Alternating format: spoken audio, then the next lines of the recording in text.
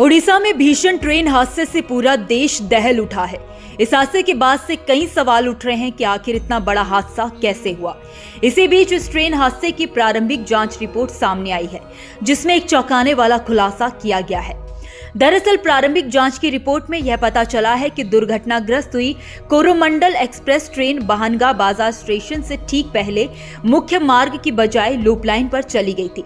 फिर वहां खड़ी एक मालगाड़ी से टकरा गई। समझा जाता है कि बगल की पटरी पर क्षतिग्रस्त हालत में मौजूद कोरोमंडल एक्सप्रेस के डिब्बों से टकराने के बाद बेंगलुरु हावड़ा सुपरफास्ट एक्सप्रेस के डिब्बे भी पलट गए।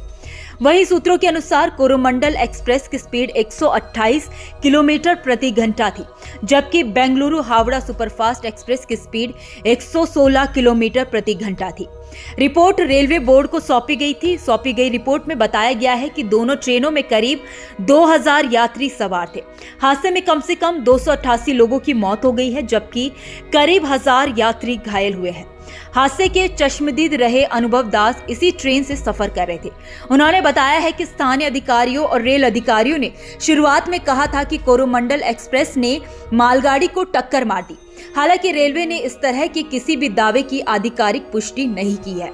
घटना की गहन जांच जारी रहने के बीच किसी भी अधिकारी ने षड्यंत्र की आशंका के बारे में अब तक बात नहीं की है। अधिकारियों ने बताया है कि रेलवे ने ओडिशा के बालासोर में हुए इस हादसे की उच्च स्तरीय जांच शुरू कर दी है, जिसका नेतृत्व रेल सुरक्षा दक्षिण पूर्व क्षेत्र के आयुक्त कर रहे हैं। रेलवे सुरक्षा आयुक्त नागर विमानन मंत्रालय के तहत आते हैं और इस प्रकार के सभी हादसों की जांच करते हैं। वहीं भारतीय रेलवे के एक प्रवक्ता ने कहा है कि भारतीय रेलवे ने एक बयान में बताया है कि इस ट्रेन दुर्घटना की जांच दक्षिण पूर्वी प्रखंड के रेलवे सुरक्षा आयुक्त एम चौधरी करेंगे। वहीं रेलवे ने यह भी बताया है कि रेलगाड़ियों को टकराने से रोकने वाली प्रणाली कवच इस मार्ग पर उपलब्ध नहीं है। आपको बता दें कि रेलवे अपने नेटवर्क में कवच प्रणाली उपलब्ध कराने की प्रक्रिया में है, ताकि रेलगाड़ियों के टकराने से होने वाले हादसों को रोका जा सके। जब लोको पायलट किसी सिग्नल को तोड़कर आगे बढ़ता है तो यह कवच सक्रिय हो जाता है।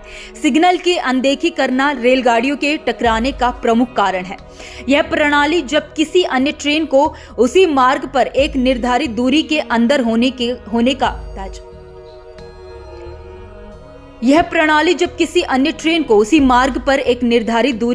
होने का संकेत प्राप्त करती है, तब लोको पायलट को सतर्क कर सकती है, ब्रेक लगाती है और ट्रेन को खुद रोक देती है। वहीं सूत्रों ने पहले कहा था कि सिग्नल के नाकाम रहने के चलते हादसा हुआ होगा।